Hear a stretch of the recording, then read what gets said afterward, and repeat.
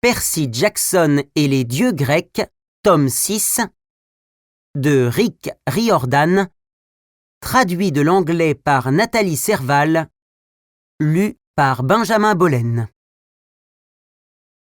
Hélios savourait les dernières heures de la nuit dans son palais quand les portes de bronze de sa salle d'audience s'ouvrirent brusquement, livrant passage au char de Déméter.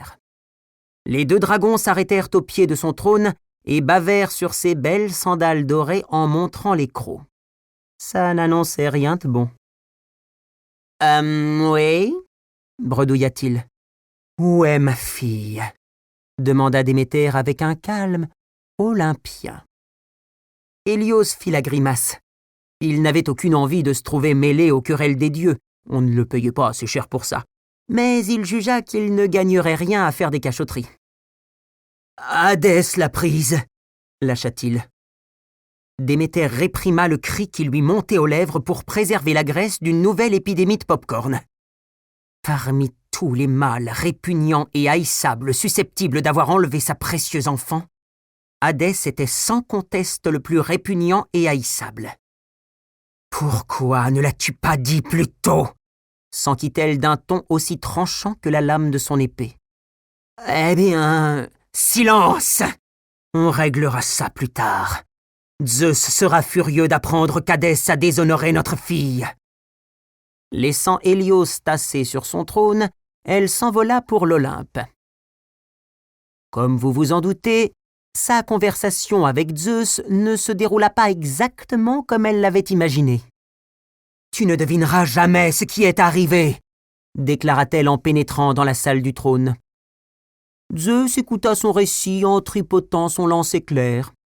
Bizarrement, il évitait son regard et un filet de sueur coulait sur son visage. Une rage froide envahit Déméter, plus intense que tout ce qu'elle avait ressenti jusque-là. « Zeus ! Zeus ! Qu'est-ce que tu as fait ?»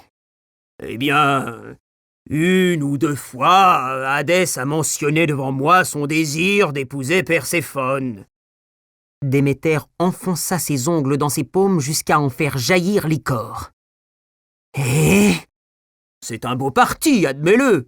Il est puissant, bel homme, surtout puissant en fait. J'exige qu'il me rende ma fille, tout de suite. » Zeus s'agita sur son trône, gêné. « Écoute, mon chou, ne m'appelle pas comme ça. Je ne peux pas revenir sur ma promesse. Hadès a emmené Perséphone dans le monde souterrain, il l'a épousée. Ce qui est fait est fait. » « Ah oui. Eh bien, plus rien ne poussera sur cette terre tant qu'on ne m'aura pas rendu ma fille.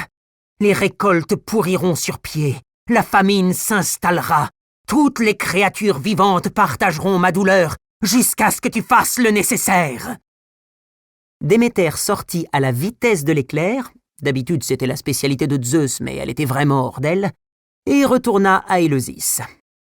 Pour remercier les habitants, elle protégea leurs récoltes. Mais partout ailleurs, les cultures dépérirent comme elle l'avait annoncé. « Ça lui passera, » pensa Zeus. « Dans quelques jours, sa colère sera retombée. » Les semaines, les mois s'écoulèrent. Les hommes succombaient par milliers. Quand les mortels ont faim, ils n'offrent plus de sacrifices aux dieux et ne construisent plus de temples. Ils ne font que geindre et supplier 7 jours sur 7. Ces jérémiades finirent par donner la migraine à Zeus. Les Olympiens eux-mêmes furent bientôt réduits au régime nectar-ambroisie. Sans blé, plus de pain, et plus de ces délicieux brownies dont Héra les régalait parfois. De guerre lasse, Zeus fit venir son messager Hermès et il lui dit « Tu vas descendre chez Hadès et lui ordonner de renvoyer immédiatement Perséphone. Sinon, on peut dire adieu à notre tranquillité et aux brownies. »« C'est comme si c'était fait !» répondit Hermès avant de se transporter aux enfers. Cependant, Perséphone était toujours prisonnière d'Hadès et elle découvrait un peu plus chaque jour que le monde ne tournait pas autour de sa personne. Elle avait beau réclamer sa mère, trépigner et piquer des colères épiques, elle n'obtenait jamais satisfaction. Elle avait déchiré les draps de son lit, donné des coups de pied dans les murs, sans autre résultat que de se faire mal. Quand les serviteurs fantômes d'Hadès lui apportaient ses repas, elle brisait la vaisselle et refusait de manger alors qu'elle mourait de faim.